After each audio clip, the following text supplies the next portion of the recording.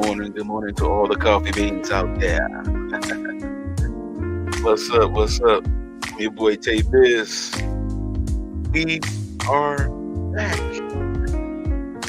We are back. We are back. Hey, grab your coffee and let's get it in. Hey, what's up, everybody? Welcome to Coffee and Conversations with your boy TayBiz. I am TayBiz. Thank you so much for tuning in to this morning. Certainly glad to have everybody. If you all up, you know what I'm saying, go ahead and give me a good morning in the chat real quick. I see that Berica already said good morning. Thank you so much. Thank you so much. Appreciate you. I know it's early for you because you at Central Time.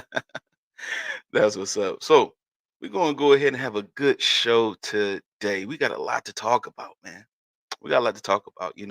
Normally we have a guest and things of that nature, but we don't have a guest today. I want you all to be my guest if you can. So if y'all that's looking on YouTube or if you're in the Facebook group, there's a link in the comments. When we get into our topics, you could definitely, take the time and click that link and, join in with the discussion. You know what I'm saying? Um, but first, I want to just go ahead and kick it off with what coffee and conversation is all about. All right. So, coffee and conversation is all about, it comes from actually like a real experience for me. Um, I don't know if you all know or remember, but the first episode that I did of Coffee and Conversation was with Park Stewart, and we had coffee and conversation. And basically, that's where it came from. Being when I was in Detroit, and when I first met him, and he took me under his wing, we would always go to this one particular place. And at this place, we would have coffee and we would talk and have breakfast all the time. And that's where this kind of stems from. You know what I'm saying? It was just me and him, intimate, conversation. We would talk about any and everything. He no judgment, no nothing. You know what I'm saying? And it was all good and all love.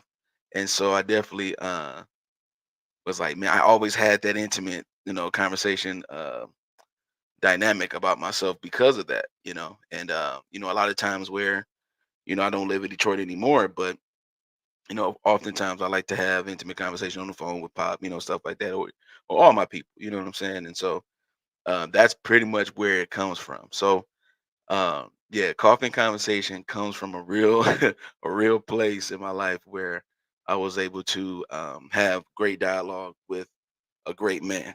You know what I'm saying? So I just want to keep that tradition going. I want to keep that dynamic about myself living on. So that's where it comes from. All right. Absolutely. All right. So, um, the reason why I pick coffee, first of all, I love coffee. If you're a coffee drinker, just go ahead and put a one in the chat or in the comments if you're a coffee drinker. But I love coffee, man. I think that beautiful conversations happen over coffee. I think beautiful moments can happen over coffee. So, um, what we're doing today is we're gonna have a very hot caramel macchiato that I got from Starbucks, but I put it in my Thanos mug today. And we're gonna have a coffee and we're gonna have a conversation. All right. And so, with that being said, let's get into our topic. Um, before we get into the topic, I want to definitely mention something about coffee that's very interesting. The coffee bean actually is not actually a bean at all. Come to find out, technically, it is a seed from the Arabica plant. So it's kind of interesting how it started. It started way, way, way, way back. Where I've heard a lot of different stories. I don't know about y'all, but a lot of different origins of how coffee began. It goes from a goat herder had coffee or had a bean and gave it to a goat, and the goat was acting all crazy, and they like, okay, let me try to drink it, and that happened, and it came from another place called Kefa or something like that. It's a whole thing, right? But um, yeah, uh, but just to give a background story, I think the whole thing about where it comes from, the origin, I think it's like Ethiopia, things of that nature, is the origin of where it kind of like coming from and stems from and where it's produced from. And like now here in America, we they it's a couple states. that produce coffee, like produce it. It's Hawaii and California actually. And California is getting really serious about their coffee. Um, it's you if you go to California, you'll see coffee shops all over the place. It's a whole thing in California for sure. But yeah, but that's just a little tidbit about coffee. You know what I'm saying? It's actually a seed, man. You know what I'm saying? And so that's kind of dope. I like that. I like that whole thing. Um, but yeah, let's get into our topic, man. So the main topic of the day is I'm single by choice. And the question is, are you? Are you really single by choice? We're gonna definitely get into that. We're gonna definitely get into that. But before we get into that, I came across a video that was that had me do some research. And this particular video is a short. It's one of the shorts I was watching. And this particular video, uh, there was an interview between uh, Professor Jordan Peterson, who is a professor from the University of Toronto, who is infamously known for um, going against the Canadian Parliament um, to pass Bill C-16, which was a bill that was, making people, use pronouns for transgenders and things of that nature, right? So his thing was not to legislate speech or to compel speech. So he was an advocate for that. Hold on one second. Uh-oh, number one. All right, got a chat. Look, look, look, all black coffee, no sugar, no cream. Oh my God. You are really you different.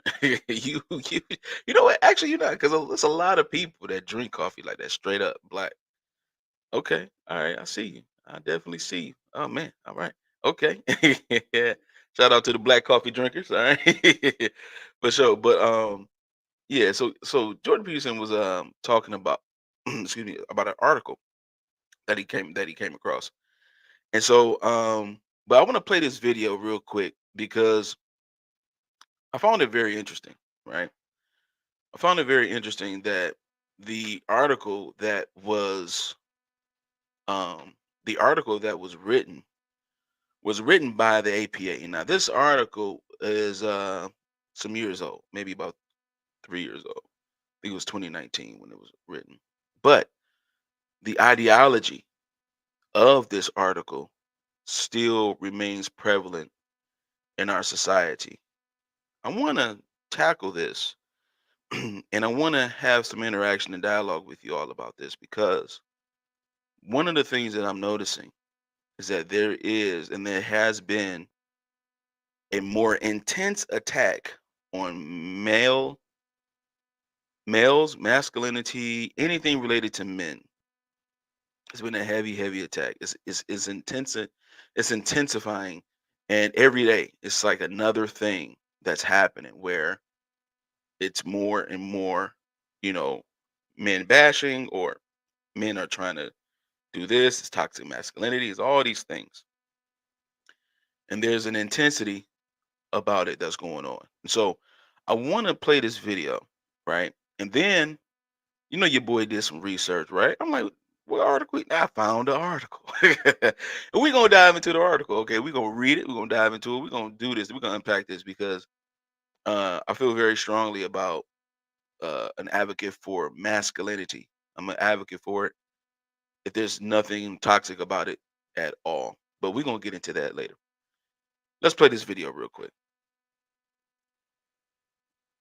I am absolutely ashamed to call myself a psychologist in the aftermath of the APA's Let's just say what it is. What exactly did they say? Well, they said it was guidelines for the treatment of boys and psychological treatment of boys and men. But that isn't what it is. It's a social justice treatise on how you better think if you're a psychologist, if you don't want to be pursued. That's exactly what it is. But what they actually said was that traditional masculinity was harmful. And they said two reasons. Compromised the mental health of boys and men and presented a social danger.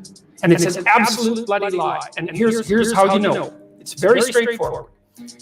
Biggest risk factor for long-term delinquency, antisocial behavior, and violent criminality in boys, fatherlessness, that article is just, it's absolutely scandalous what they've done. They've inverted it. It's not even wrong. It's anti-truth. It's worse than wrong. Hey, to my business partners out there. Uh-oh. Anti-truth. You called it anti-truth, which is very, very interesting. He said that's worse than wrong. It was anti-true. I want to tackle this real quick. So let's get into this article. See if I can put my, there we go. This article is, look at the headline. Traditional masculinity is harmful to boys and men. Good God. Look at this, man. The American Psychological Association, APA, which is where we get all of our, psychological diagnoses from. The DSM and all that stuff comes from people who study the American Psychology Association. They actually have to go past this particular organization in order to become a psychologist or a clinical psychologist. It says the APA is linking masculinity ideology to aggression, homophobia, and misogyny. Look at the wording on that. Look at the wording. Aggression, homophobia, and misogyny. Homophobia, a phobia. What is a phobia? What is a phobia? Fear, or very intense fear. They're saying that masculinity, the ideology of it, is linked to aggression, homophobia, and misogyny, which is crazy. This Megan Trimble, whoever you are, ma'am, you are crazy. I'm gonna call it like it is. January 9th, 2019 is when this article was written.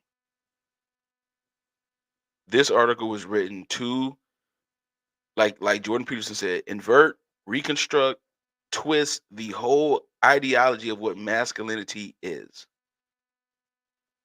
It's harmful, they said, to boys. Check this out.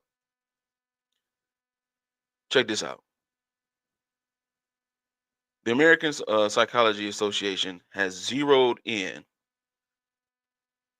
on the ideology of masculinity, suggesting that parents and psychologists should think twice before instilling elements of traditional masculinity in men and boys.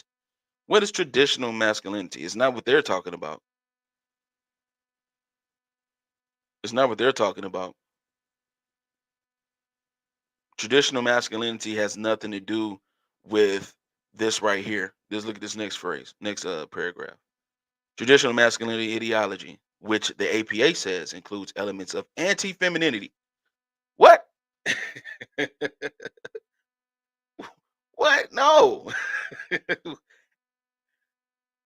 Men are anti-femininity?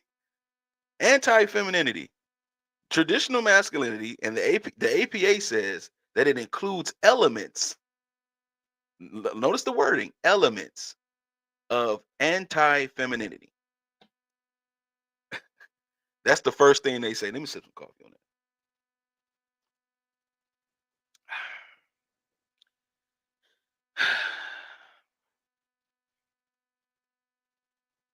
I mean, this is unbelievable.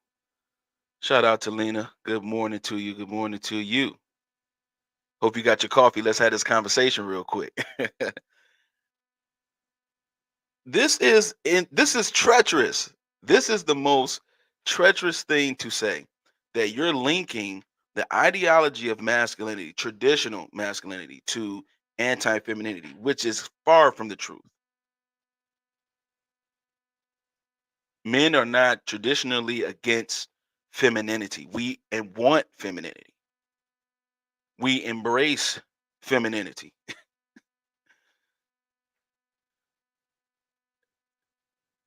There is no anti-feminine movement going on right now. See, this is what happens when you don't have a mind of your own and you don't think for yourself. You go to these universities and these colleges, and sometimes these people twist you up. Let's keep going.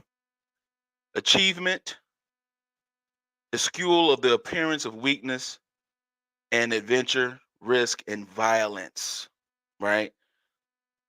Can be psychologically harmful to men and boys. No, no, no, no, no, no, no, no, no, no, no, no, no. Check this out.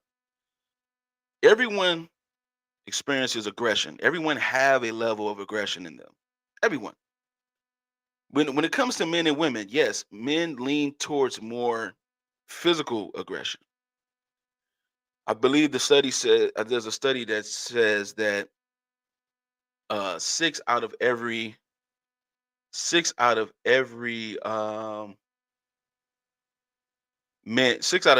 10 men that you will come across will probably the aggression that the way they express their aggression will probably be towards the more likely towards the violent side, right? So men know that there's a low level of violence when it comes to men. There's a low level.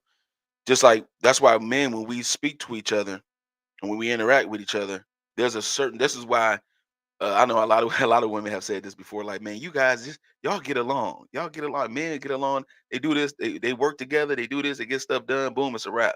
When you're working with women, women get catty. Women get this. I've heard this before from women. This is not something I'm making up. I've heard women say this. Okay. And so what happens is that because of the word aggression, what they do is they take a element of aggression and they try to categorize men as this particular way. I think it's like one in 100 men will probably be aggressive physically. Women express aggression as well, and you have to be able to express aggression because if you don't, then what are you going to do? Women don't. Women tend not to express aggression physically. They're more likely to express aggression with their mouth, verbal aggression. They will say things that will just will make you cringe a little bit. have you ever fellas, have you ever had a woman like give you a good tongue lashing? That was aggression that she was expressing, okay? That was aggression. We all have a level of aggression here. So the thing about it is that no one is writing an article and trying to create a whole movement and a whole debunk a whole ideology about masculinity or to feminine women. No one is trying to stop women from being express their aggression, right? This aggression that is expressed again is on different levels, different levels. You know, women express aggression verbally for the most part. They're more likely to. This is facts. Men tends to express their aggression physically. At a certain point, it gets to where it gets physical. A man is definitely going to express aggression physically, especially if he's defending his family or defending himself in public somewhere. He's going to express physical aggression if he's in harm's way, or if harm comes to him. He's going to defend himself aggressively. It doesn't mean that it's a whole bunch of men around here walking around trying to slap up on women every day like it's a movement. No. Traditional masculinity ideology. And they are defining traditional masculinity in a very pseudo genuine way by using aggression, homophobia, that has nothing to do with anything. I don't know about you guys, but I smell an agenda going on. There's an agenda. This is the same thing that they've been doing to young people since the late 80s, since the early 80s, giving them puberty blockers, making sure that they don't grow up too fast or to stop their growth because their dominant hormone, they don't want their dominant hormone to take over. So they give them Lupron, which is the same which is the same medication or chemical castration is what they've been doing. So the same chemical they've been using for puberty blockers, they also been giving it to men that were sex offenders back in 2017 because of this ideology like this. It's so harmful. Let's get them early when they're boys and they express aggression. First thing you want to do, put them on medication. No, you don't have to. Everything doesn't have to have a diagnosis to it. You don't have to diagnose everything. It is just natural behavior. But it can be disciplined. And this is something we're going to get into today. Let me get back to it. This says right here that socialization for conforming to traditional masculinity ideology has been shown to limit males' psychological development, constrain their behavior, result in gender role strain and gender role conflict, and negatively influence mental health and physical health. This is what Jordan Peterson was talking about in the video. This entire thing is a farce. It's not true at all. Like he said, it's worse than being wrong. It's anti-true. Anti-true. This is not something that should be taught in our universities. But in the humanities and the social sciences and things of that nature, this traditional masculinity ideology has been twisted to make people think that being a man is wrong or it should be redefined. How can you redefine something that God has already done and established? Let me sip some more coffee on that. Don't touch it. You didn't create it, so don't touch it. This is not yours. This is not yours. This is God's doing. He has designed us biologically different for a reason. And it's okay to be different. Men are not anti-feminine or against femininity. No, we're not. We want to see more femininity. We would like to see more women walking in their femininity, embracing their femininity. I remember episode 2 of Coffee and Conversation when I spoke with Berica and Kelly Lee. Kelly Lee made a very valid point about every woman is born with femininity, but is her femininity nurtured? When she said that, it was like, thank you. Are you nurturing your femininity? Or are you too busy trying to nurture other grown folks instead of nurturing yourself with the characteristics that God has already given you? Oh, I'm just saying. I'm just saying. Let's keep reading real quick. It says the first time in its 127-year history that the APA has issued guidelines to help psychologists specifically address issues with men and boys. The APA previously released a number of guidelines for working with different patient populations, including guidance for working with girls and women in 2007, and guidelines for working with LGBT clients, older adults, and racial and ethnic minorities. Look at this, man. Look at this. They have created guidelines. They're saying, you know what? You have to go by these guidelines, and if you don't, it's going to be a problem. Because we want to make sure that these boys are working with girls and women in a certain way. Guidelines for working with the LGBT community a certain way.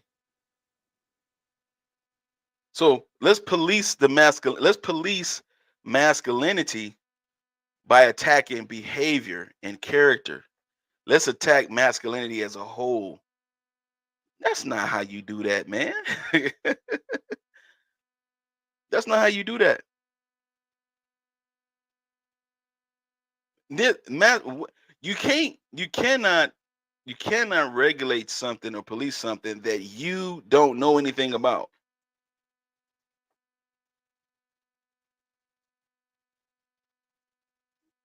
Lena says it's basically going against nature. Instead of teaching our children, we are medicating them. Thank you.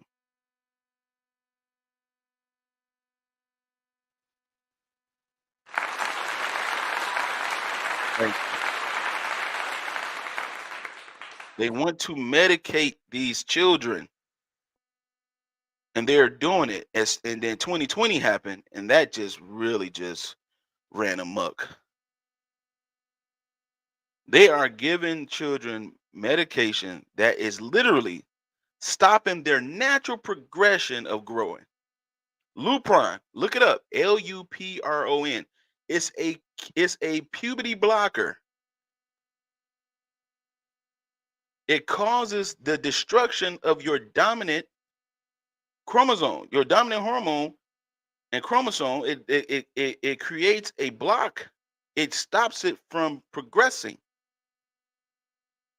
And these same young people who are now older, they are sick because they thought that they were supposed to be a certain way, because obviously God made a mistake, right? So they felt like they had to be a certain way, and the parents was allowing this to happen.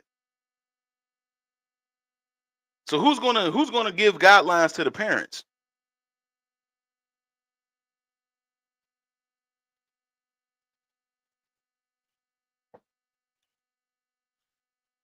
There are ways to do things without medicating these kids, man.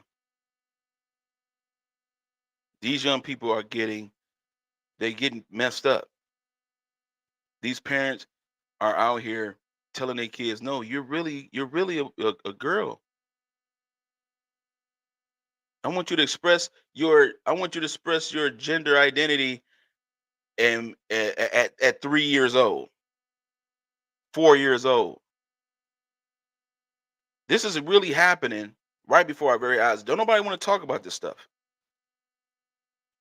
I'm telling you, if I was with Pop right now at the spot, we would have these type of conversations. Because people are afraid to talk about this stuff. I find it appalling. The latest guidelines linked constricted notions of masculinity to aggression, homophobia, and misogyny, such as saying such notions may influence boys to direct a great deal of their energy into disruptive behaviors such as bullying, homosexual taunting, and sexual harassment, rather than healthy academic and extracurricular activities. What are you talking about? Are you talking about kids that tease other kids? Oh, so we kids go like, you ever heard of immaturity? A lot of times adults will do this too. Because they don't understand something, they tease it or they dismiss it. They call it crazy or whatever. They're not calling it crazy because they actually understand what it is and then they're responding to it. No, they saying something is crazy based on the fact of what they don't understand. This is the issue that we are having. Right? Now this is going to tie into what we're talking about today. Definitely. Uh, I'm done reading that part of the article. If you want to look up this article and read some more about it, I'm gonna go ahead and post the link on it right now. You can go ahead and take a look at it. It's in the chat. Now, a lot of people that are watching on other platforms, if you're watching on YouTube, you'll be able to click the link. It'll give you that information. The link is going to stay there.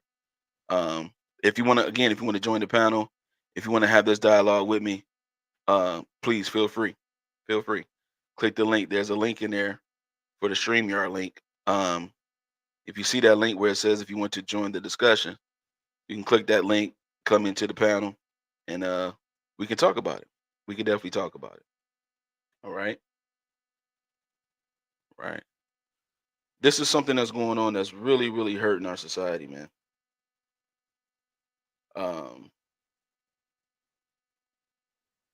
and we need to get a grip on this. We definitely need to get a grip on it.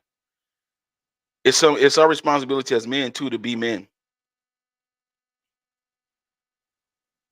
To be men. Now, let's give the real definition of masculinity, especially in Western society. Masculinity is strength, it's courage, it's independence, it's leadership, assertiveness. These are qualities of a man. None of those qualities are toxic. Those are masculine qualities that I believe, and correct me if I'm wrong, ladies, but don't you want a man that's strong, courageous, independent, know how to do things for himself and for his family? A leader, someone that's assertive, someone that's not weak, someone that's not weak-minded. If you ladies, if you appreciate a guy like that, put a one in the chat for me real quick. Any ladies listening? Because this is what manhood is about. It's about nurturing our masculinity as well. See, in that article, they try to use fatherlessness as a reason for these guidelines that they are giving psychologists so that way they can regulate the behavior of the boys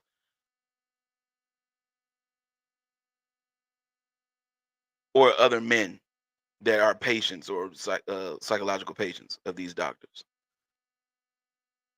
This is unbelievable what we're facing here. Masculinity, strength, courage, independence, leadership, assertiveness. When women's labor participation increased, there were men who felt less comfortable in their masculinity because it was increasingly difficult for them to reconfirm their status as the breadwinner. See, so there were some people, some men, like Elena, appreciate it. She said 100%, 100%. Got to have a man like that. Once that whole thing happened, where because men we have to create our value, and a lot of times our value is created with what we do.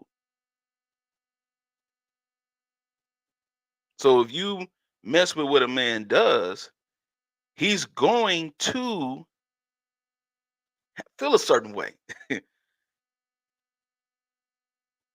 And what's happening is that we are not taking the time to give these young men guidance, life guidance, not psychological guidance from the APA. They are not qualified.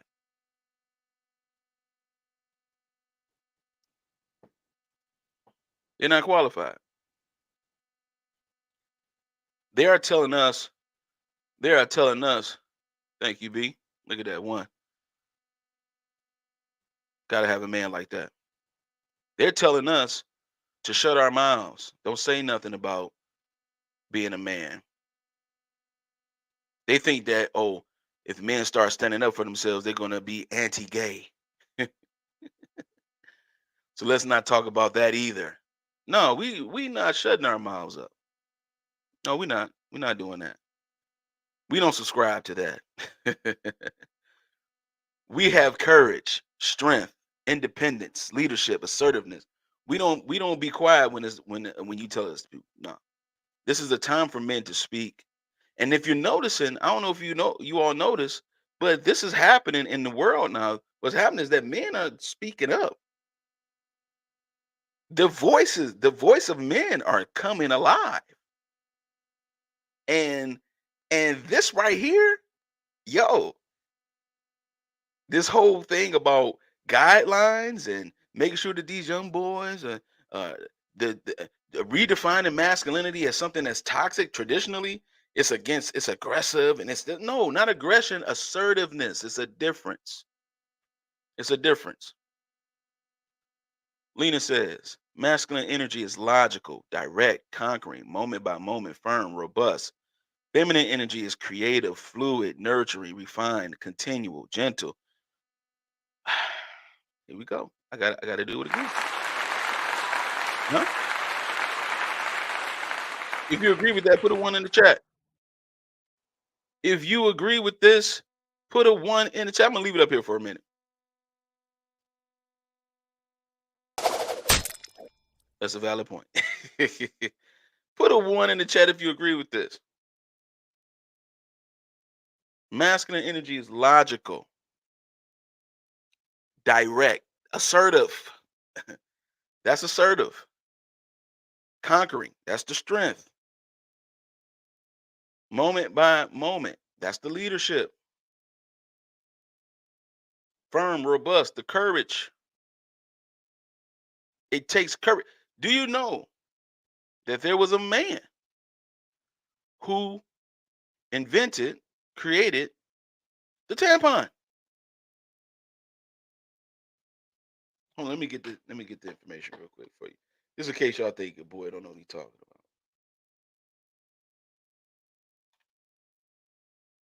Just in case, man.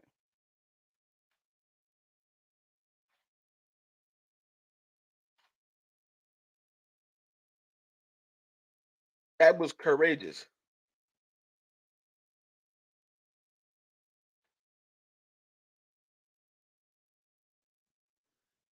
Here we go. Check this out real quick. See if y'all can see this. See that? Earl. First of all, the brother name was Earl. Earl Haas invented the menstrual tampon most commonly used in the 21st century. Later, Gertrude Tendrick produced the first commercial tampon brand, which was Tampax, using Haas's patent design. He designed the tampon. That was a courageous move to do. That wasn't him being nice. No, he saw a need with his wife. I'm gonna give you the backstory because it had something to do with his wife. He saw that his wife was going through her cycle in a way that was like, man, that's she really needs some help with this. I'm not the most qualified person because I have a different genitalia, but I'm going to do what it takes to make sure that she's on point. And he designed it. He said she agreed with this. She agreed with Lena. This right there. If you agree with this, put a one in the chat. Put a one in the comments. Put a one. Put a one. All right. Earl Haas, 1931, invented the tampon, designed it, patent designed the tampon so that way women can have more cleaner and neat um, menstrual cycles. A man invented that not because he was trying to be oppressive and aggressive and none of that. None of that. He did it because it was a need. It was courageous because back in those days, men dealt with men, women dealt with women issues. They didn't cross them. They didn't cross issues like we do now. There were men separated themselves from the women when even with women with other men's wives they separate. They wasn't when if wives was talking back in the day and they was huddled up, a man didn't go over there trying to talk in the group with the women. None of that. They stayed with the men. Those issues back then were separated.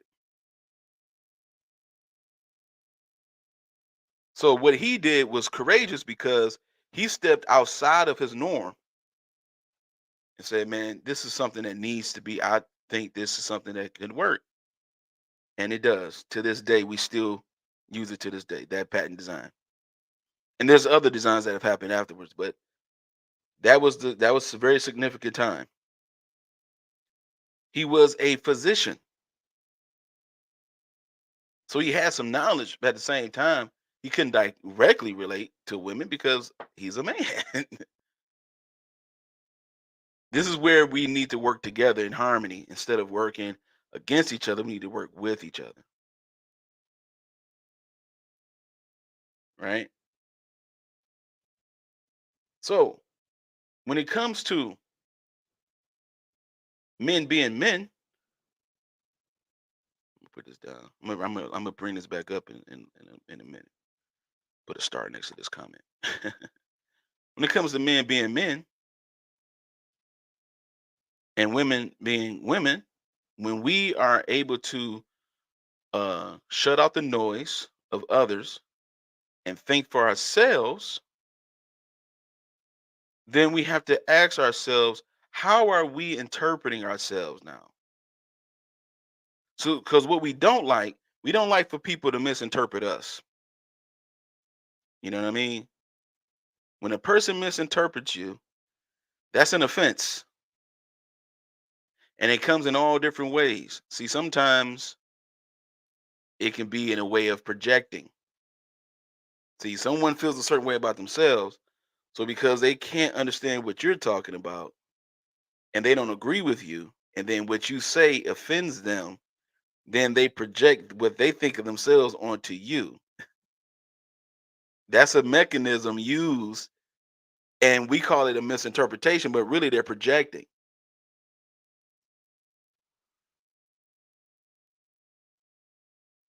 What qualifies you to be a good partner, good life partner, a good spouse, or a good relationship partner? What qualifies you? Do you know who you really are? Because if we go off of articles like the masculinity article we just went over, if we go over articles like that, they're gonna tell you everything about you, everything that's originally about you is just all toxic. It's all negative.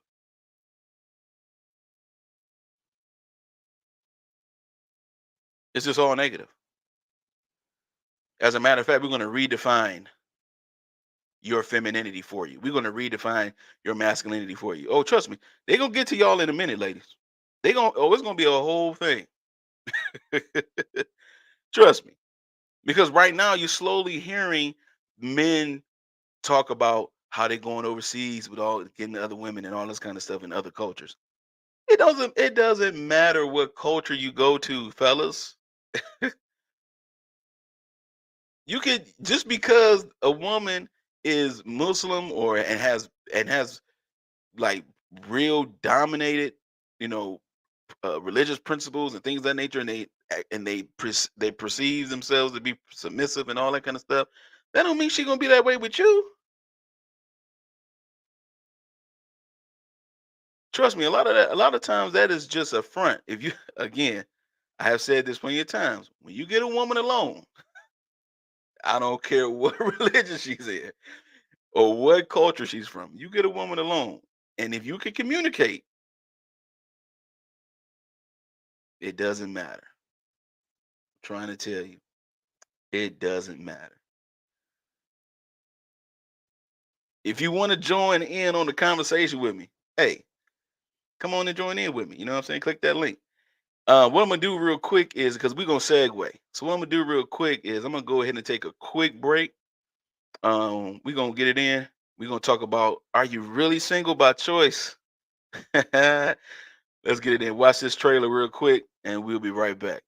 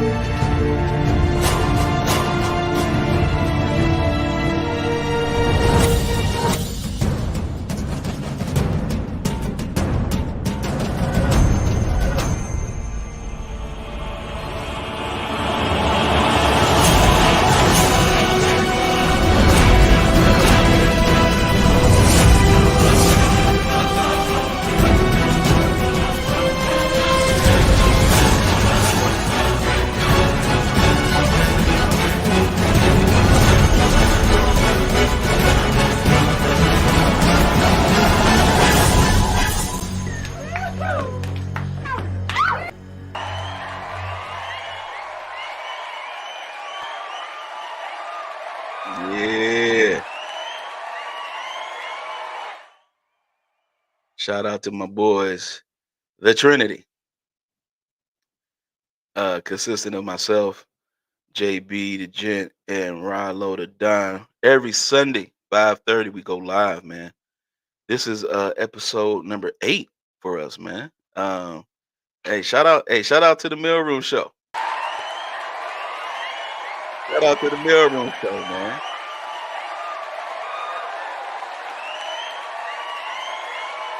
For sure. Um, if y'all watch the Mailroom Show, put a 1 in the chat for me real quick. Watch the Mailroom. No, put a 7. Put a 7 in the chat. Put a 7 in the chat if you watch the Mailroom Show and if you like the show. We definitely doing some good things, man. We got some good stuff coming up, man. We got some good stuff coming up. You know what I'm saying? So absolutely. Absolutely. Look at that. 100, 100. Oh, got the sevens, you know what I'm saying? Got the sevens, the hundreds, the 100s. Shout out. Look, man. So let's dive into this topic, listen, the link is the link is in the chat, in the comment. Let's get the likes up. Let's get the likes up too. Let's get the likes up. Yeah. The links is in the comment, man. And it's in there. Like, let us know. Let us know how you like the show. But yeah, let's dive into this topic. Single by choice. Are you single by choice, or is it a result of something that didn't work out for you? Were you operating in your feminine and masculine energy?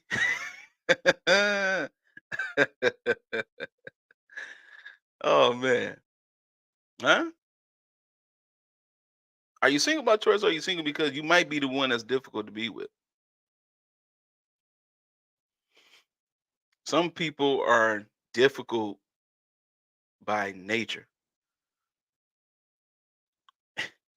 It's like it's like there's no middle ground with some people.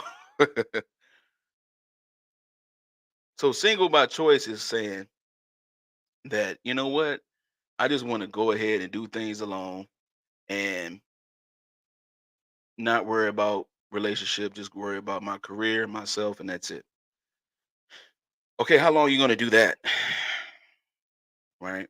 Because we were not built and created to be alone. We were created for relationship, fellowship, companionship. A lot of times people are saying people say, I want a relationship and I want this, I want that, and all this kind of stuff. But they're like serial daters. Like they on a date every week with a different person, or every other week with it. It's like, how are you going to find anybody if you're serially dating? It's just ridiculous. When are you going to calm your soul and your spirit, your mind, and get yourself together and then present yourself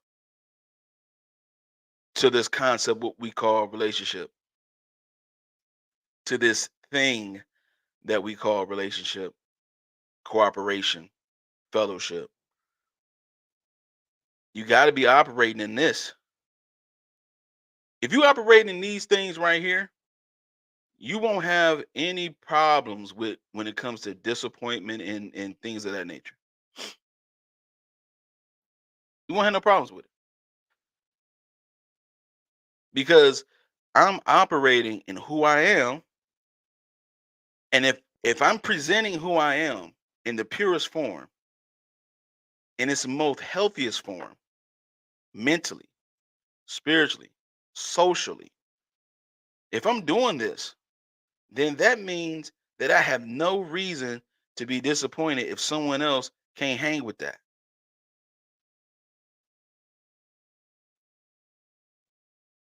People who have been married, then they get divorced.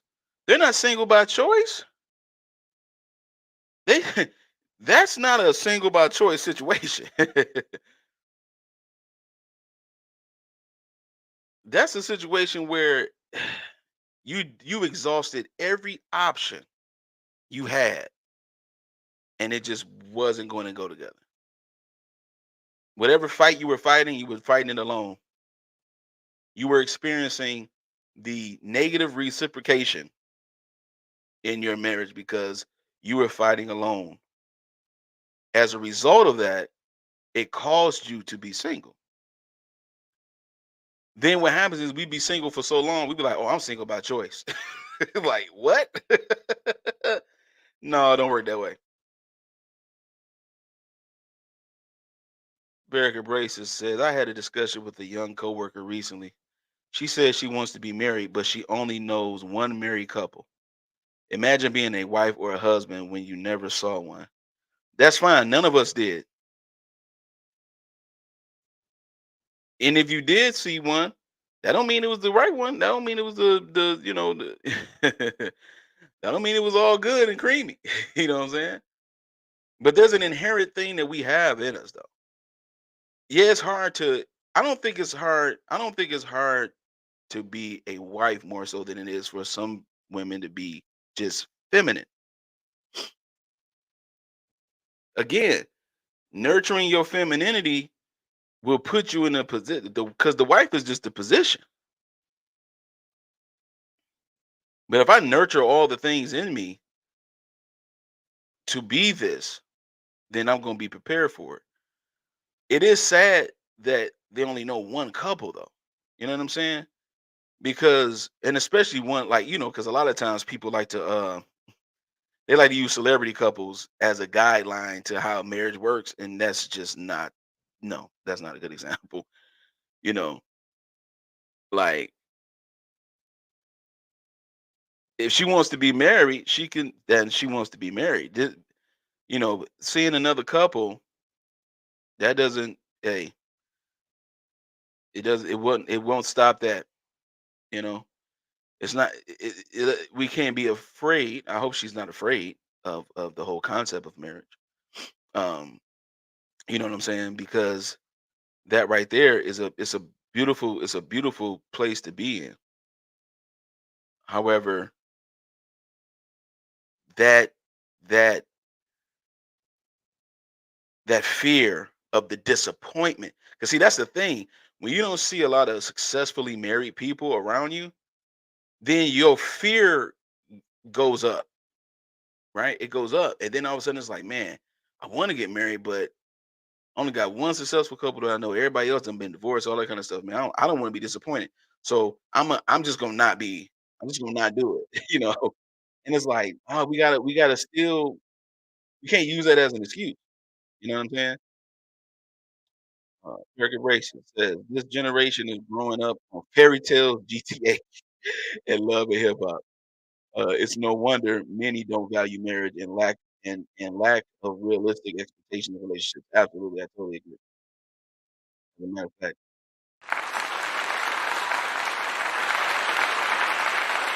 absolutely. Facts.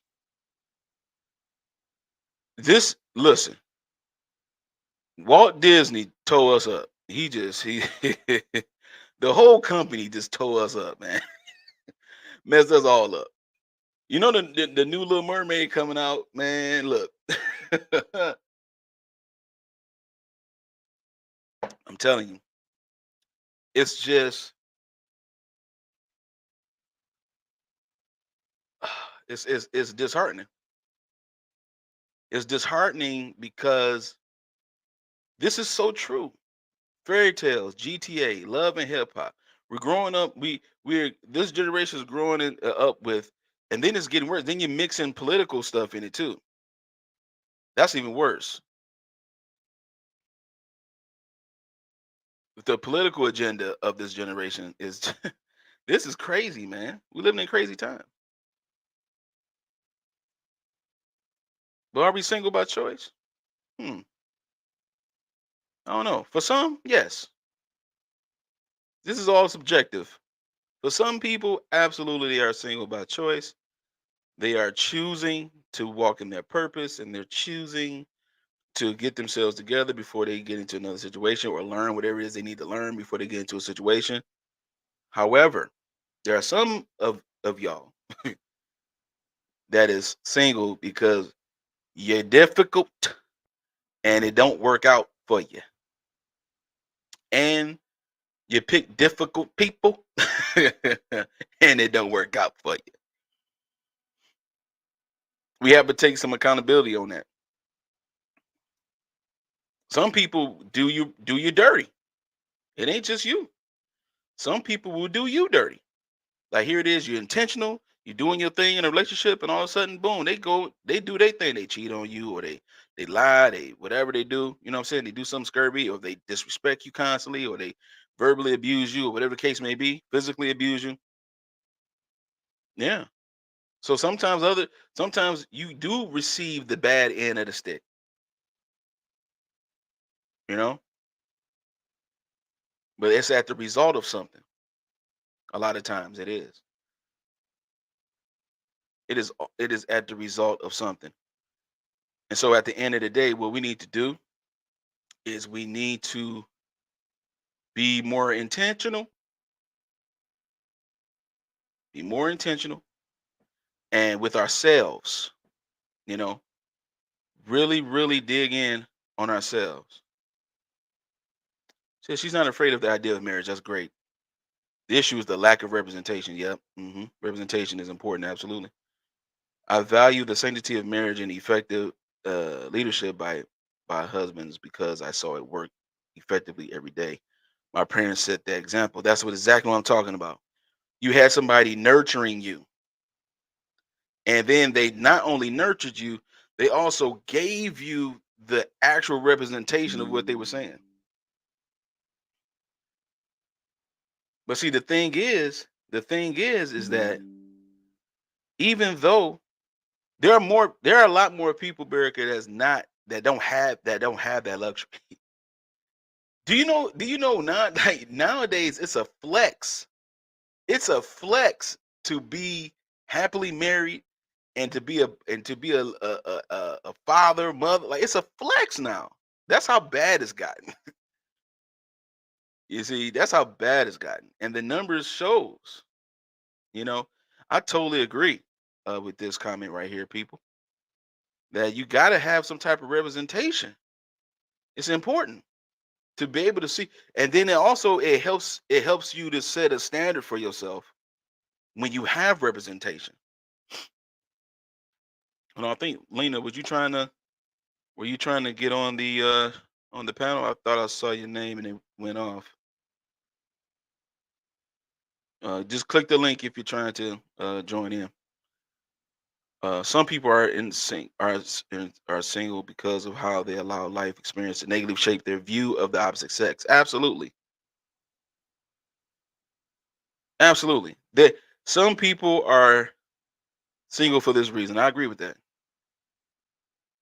And see, the thing about it is that you have the negative viewpoint because of the fact of how you embraced the the toxicity of whatever you was in before. You know it was toxic. So what were you staying for? You're not that wasn't your husband. So what were you staying for? What were you trying to do? I was hoping that it would change. No, he's consistently or she is consistently not doing what they need to be doing. And then it don't work out for you. Then all of a sudden it's like, well, all men and all women. It's like, nah, nah, nah, nah. See, now you projecting.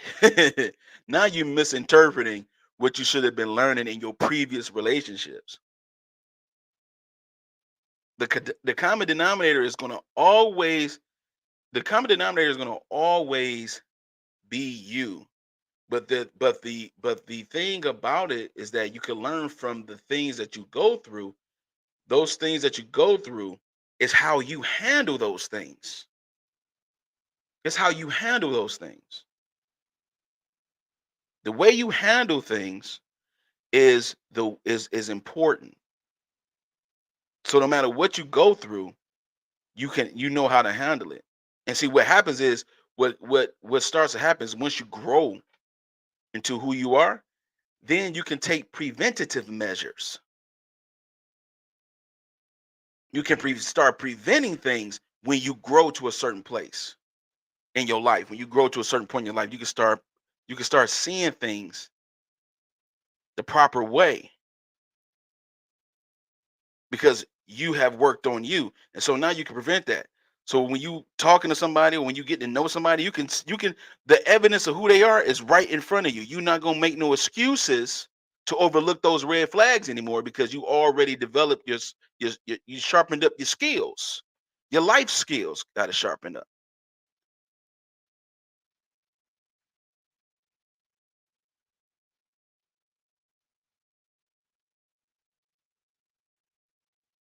Says I agree. I was shocked when she hugged me, saying, "Oh my God, you're a wife," as if I was a celebrity.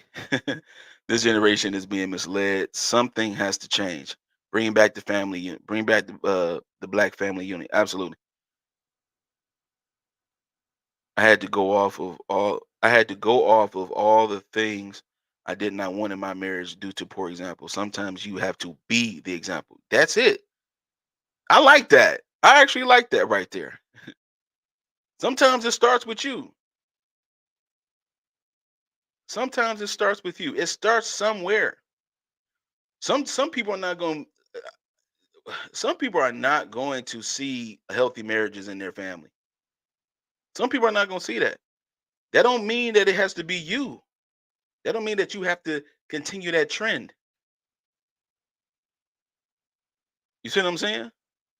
Sometimes you have to be the one to start it.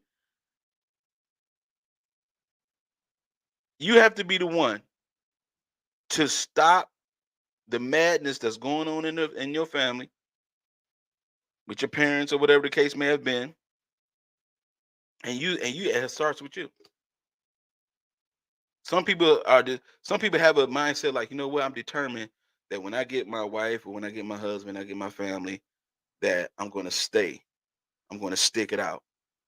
We're not going to go to our parents, and we're not going to let nobody else interfere in our relationship. It's me and you. The way it's supposed to be. The way it's supposed to be. Like we have to get back to the family, like she said. And sometimes it start with you. Like Lena said, you have to be the example. Sometimes you have to do it. You have to. It starts right here. The mirror. Look, the mirror. Look at what Michael Jackson said. I'm starting with the man in the mirror. You got to start right here. Whatever it is that I'm trying to accomplish in my life, it starts with me. It don't start on the outside. It starts with me. It definitely starts with me. Hey, if you're tuning in right now, welcome to Coffee and Conversation. We almost done. Yo, if you are watching on Facebook, if you're watching on YouTube, let us know. If you want to be a part of the panel real quick this morning with me and have this discussion. We talked about masculinity. We talked about being single by choice. We're still talking about it right now, and how it starts with you. Sometimes, if you want to be, sometimes you have to be the example. Like Lena said, you have to be the example, uh, because you're not gonna always see it. You're not gonna always see it growing up. So it starts with you. The links are connected to our mailroom network on YouTube and the mailroom Facebook group. That's where the links are if you want to join the panel. So if you're watching from other platforms, I know we have our personal Facebook pages and things of that nature. If you're watching from there, you can slide on over to the YouTube channel, baby. Slide on over there, cuz. All right. And go ahead and click the link, or you could just type in the mailroom network. As a matter of fact, I'm gonna go ahead and just put it right here. Subscribe to the mailroom network on YouTube, and then you can see the links and the chats. You can see everything from there. All right. Make sure we smash that like button. Don't get them likes up for me real quick. All right, and go from there. Okay. So back to it. Um, interesting comment here. Let me read this real quick. Says we grew up in the '80s when TV shows value family unit, the Cosby Show, the Family Matters. These kids are growing up on 16 and pregnant. It's no wonder. It's no wonder baby mama culture is rampant. Ooh, ooh.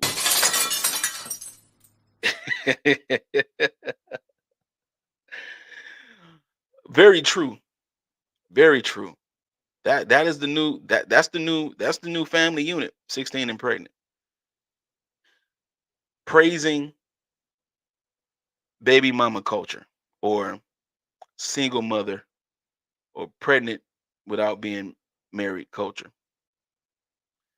Again, another thing that we have to do is make up our minds on what it is that we want out of our own lives. We have to be real with ourselves. Are we single by choice? Are we really expressing the masculine energy, the feminine energy that we are supposed to be doing just on an individual basis? This has nothing to do with just doing it for a relationship. You should be in your masculine and you should be in your feminine energy as a person. As a person. I operate in masculinity because I'm a man. And this is naturally me. My who I am is who I am. And let me tell you something about coffee. Since we're talking about coffee and conversation, everybody don't drink coffee. Some people prefer tea. It's an acquired taste, man. If people don't know, I do smoke cigars too, right? So shout out to my cigar people, you know what I'm saying, Mr. B's and Blend and Churchill's. I'm just shouting out some places. That's all. I ain't gonna tell you where they at, but shouting it out. But yeah, cigars is a very small community of people because men and women smoke cigars. Well, of course, it's more men, but it's a lot of women that smoke cigars too. It's an acquired thing. It's an acquired taste. It's like having Lena. See, don't you be hating. See, Lena hating on me. See, I'm using the cigar analogy as an example of what I'm saying. Everybody not gonna like you. Everybody is not gonna think you the best or you the greatest or whatever, and that's fine.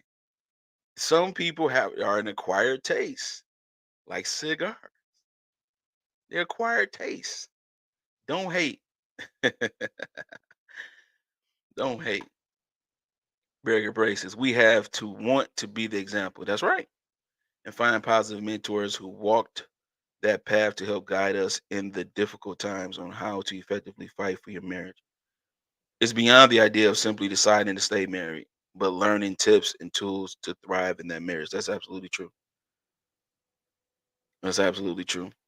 Deciding on doing deciding on that is again something that has to almost like a reinforcement has to take place. You have to practice. That's why Kobe Bryant was so great. Shout out to Kobe Bean Bryant, rest in peace. He was shooting. He didn't leave the gym until he shot 1,000 basketballs. He didn't leave until he made 500 shots out of that 1,000 attempts because he practiced and practiced. And where did he get that from? Got it from his dad. That work ethic. Got it from his dad. Yeah. So it's good to have that, like you said, the mentorship. Got to have the mentorship because that's important. Somebody got to help you with this, right?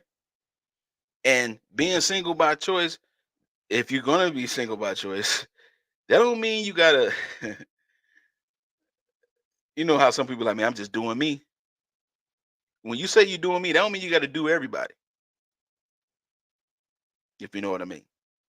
That don't mean you go in a fest. You just start moving. You just start racking them up one by one. No, that's not what that means, man. You got to be. You got to be on your purpose, man. You got to be on your purpose. And you got to be intentional. You know what I'm saying?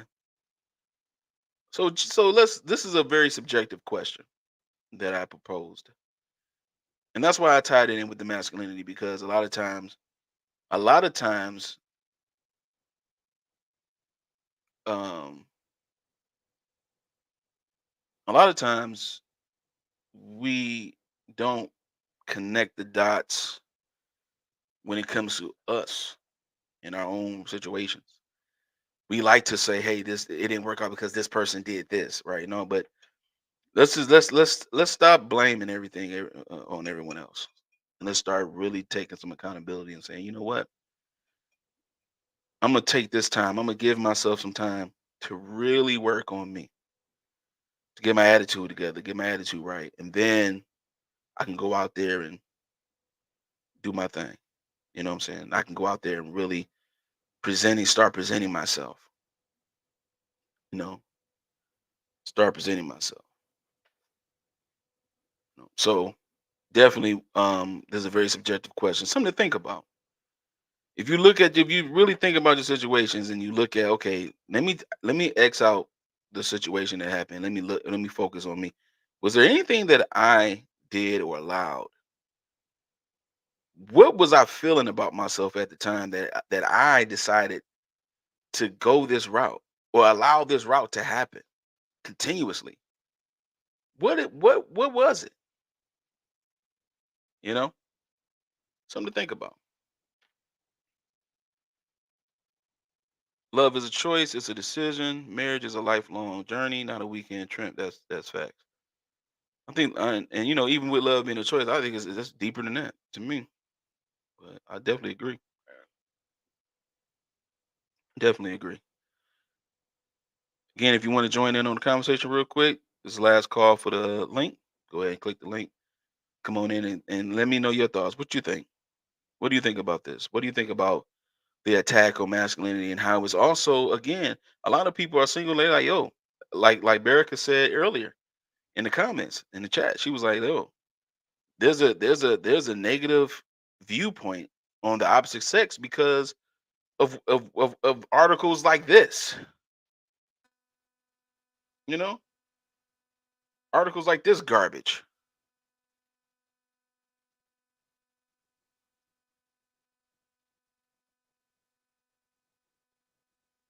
Let me go with this here. Trash. Trash. And all this does when something don't work out for you in your relationship, your previous relationship, or whatever you was in, marriage or the like, or whatever, or a serious relationship, when it don't work out, this is exactly what happens. Something's wrong with men. They harmful. They aggressive. They misogynist. No, no. You keep feeding this stuff to yourself. No, it's deeper than that.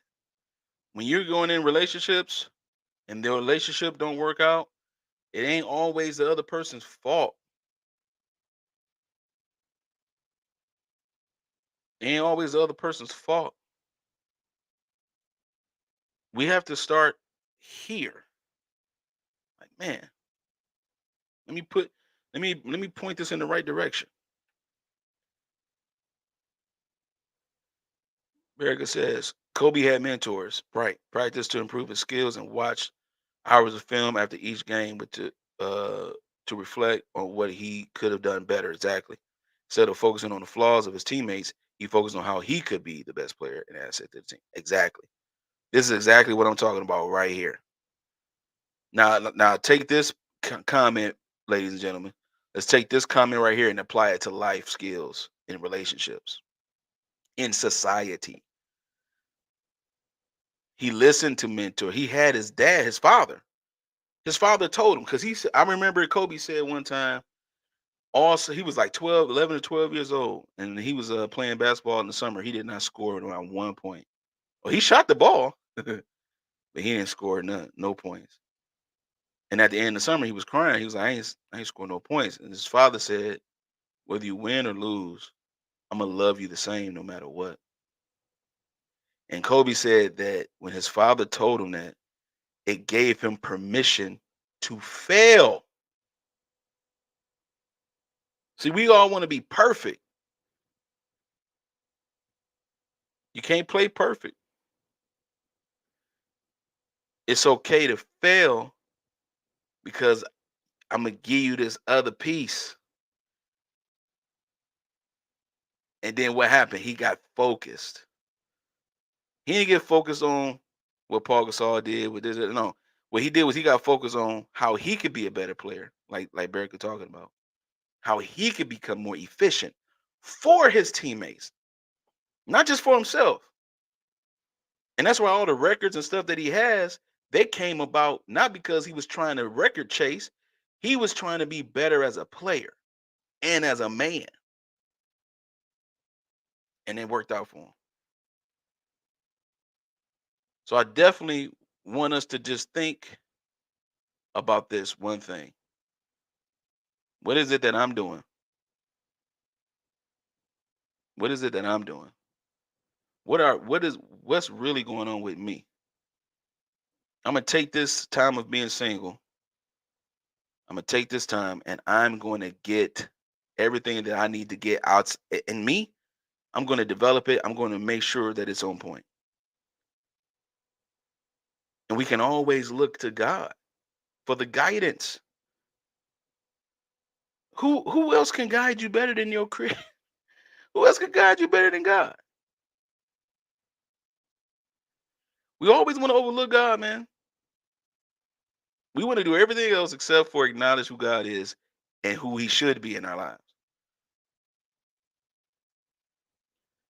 There is strength in vulnerability, humility, self-reflection, and self-discipline. Absolutely. We must adopt those qualities to be good people, especially within a marriage. Absolutely. 100% agree.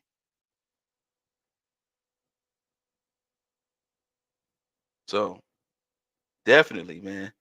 Shout out to everybody, man. I appreciate everybody commenting and participating. Definitely appreciate it. Look, this is the episode number 3. Coffee and Conversations is back. So I will be doing this every Saturday, 10 a.m. in the morning. And then, of course, we'll have guests in the future, things of that nature, like we normally do. But I wanted to rock out with my people today, okay? You know what I'm saying? I wanted to rock out with y'all. All right. About to get it cracking. That's right. Who knows you better than our maker? God is key. God is the plug. He's the plug, the source, the resource, the everything, man. Listen, I want to thank everybody for participating with me, Perica, Lena, and all of us that were watching. I saw that you was watching, but if you didn't say anything, it's all good. I still love you no matter what. Until next time, all right? Hey, next week, we're gonna get it in. We're going to talk a little bit more. I'm going to let you know what it is. But until next time, we're going to do one thing for you. Good conversation. I'll see y'all later, man.